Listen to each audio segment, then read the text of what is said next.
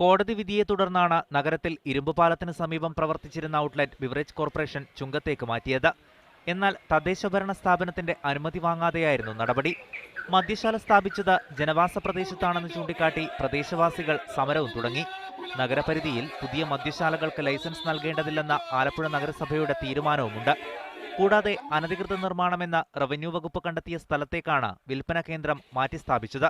ഇതിനാൽ മദ്യശാല 3 ദിവസത്തിനുള്ളിൽ അടക്കണമെന്നു കാട്ടി ബൗക്കോയ്ക്ക് നഗരസഭ നോട്ടീസും നൽകി. ഇതിനെതിരെ ബിവറേജസ് കോർപ്പറേഷൻ ഹൈക്കോടതിയെ സമീപിച്ചെങ്കിലും അനുകൂല ഉത്തരവ് ലഭിച്ചില്ല. അടപ്പിക്കാൻ കോർപ്പറേഷൻ അധികാരികൾ എത്തും മുന്നേ ബൗക്കോ ഉദ്യോഗസ്ഥർ ഔട്ട്ലെറ്റ് പൂട്ടി. വീണ്ടും ഇത് തുറക്കാൻ അനുവദിക്കില്ലെന്ന് നഗരസഭ അറിയിച്ചതോടെ സമരക്കാർ ആഘോഷം തുടങ്ങി.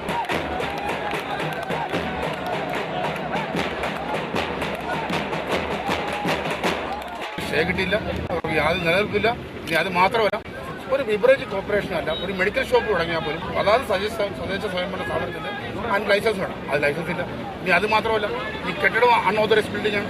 നഗരപരിസരത്ത് ഇനി ബിവറേജുകൾക്ക് അനുമതി നൽകില്ലെന്നാണ് നഗരസഭയുടെ നിലപാട്. 1 മാസമായി നാട്ടുകാർ നടത്തിയ സമരം ഇതോടെ വിജയിച്ചിരിക്കുകയാണ്. നിരവധി സംഘടനകളുടെ പിന്തുണ സമരത്തിന് ലഭിച്ചിരുന്നു. മീഡിയ 1 ആലപ്പുഴ.